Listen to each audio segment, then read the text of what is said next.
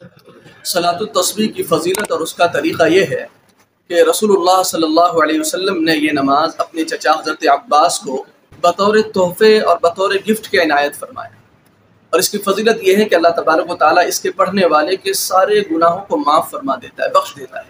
تو بہت بڑی چیز ہے کہ انسان کی خطا معاف ہو جائے، وہ جہنم سے بچ جائے گا اور اللہ راضی ہو جائے گا، کہ گناہوں کے دھبوں کی وجہ سے اللہ ناراض ہوتا ہے۔ تو بہت بڑی فضیلت کی چیز ہے۔ اس کا طریقہ یہ ہے، دو طریقے آئے ہیں۔ پہلا طریقہ یہ ہے کہ جیسے ہم عام نمازیں پڑھتے ہیں کہ نماز میں اللہ اکبر کے بعد تکبیر تحریمہ کے بعد ثنا پڑھتے ہیں، ثنا کے بعد اعوذ باللہ بسم اللہ سورہ فاتحہ اور سورہ ملاتے ہیں، ایسے ہی اس میں بھی کریں گے، اور سورہ وغیرہ ملانے کے بعد 15 مرتبہ تیسرا کلمہ سبحان اللہ والحمد للہ ولا الہ الا اللہ واللہ اکبر تک پڑھ لیں گے، بس یہی 15 مرتبہ ہو گئے۔ پھر ہم رکوع میں جائیں گے، رکوع میں 10 مرتبہ، 15 10 25 ہو جائیں گے۔ رکوع سے کھڑے ہوئے تو اب 10 مرتبہ، 25 اور 10 35 ہو جائیں گے۔ اس کے بعد سجدے میں گئے تو 10 مرتبہ 45 ہو جائیں گے۔ پھر بیٹھیں گے، پھر 10 کتنے ہو گئے 55۔ دوبارہ سجدے میں گئے 65۔ پھر سجدے سے اب دوسری رکعت میں اٹھنا نہیں ہے، بلکہ یہاں بیٹھ کر 10 مرتبہ تیسرا کلمہ، 10 مرتبہ سبحان اللہ والحمد للہ تیسرا کلمہ پڑھ لینا ہے، یہ کل 75 ہو جائیں گے۔ اس کے بعد انسان دوسری رکعت کے لیے کھڑے ہو جائے۔ تو یہ تو پہلا طریقہ ہے، لیکن اس میں دوسری اور چوتھی رکعت کا مسئلہ رہ جائے گا کہ اس میں ہم لوگ اتحیات پڑھتے ہیں، اس میں کیا کریں؟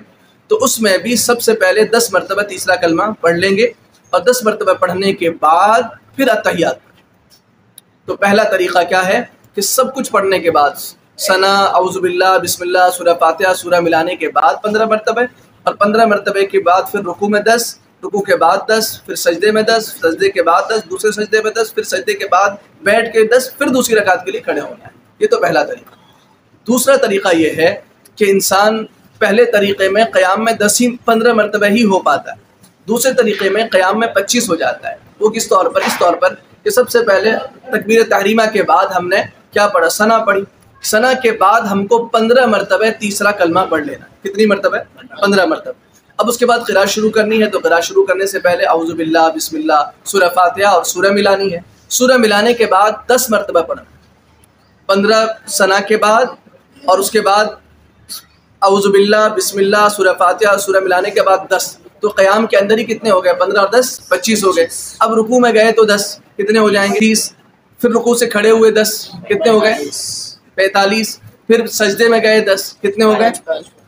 55۔ سجدے سے بیٹھے 10، پھر دوسرے سجدے میں گئے 10، 75 ہو گئے۔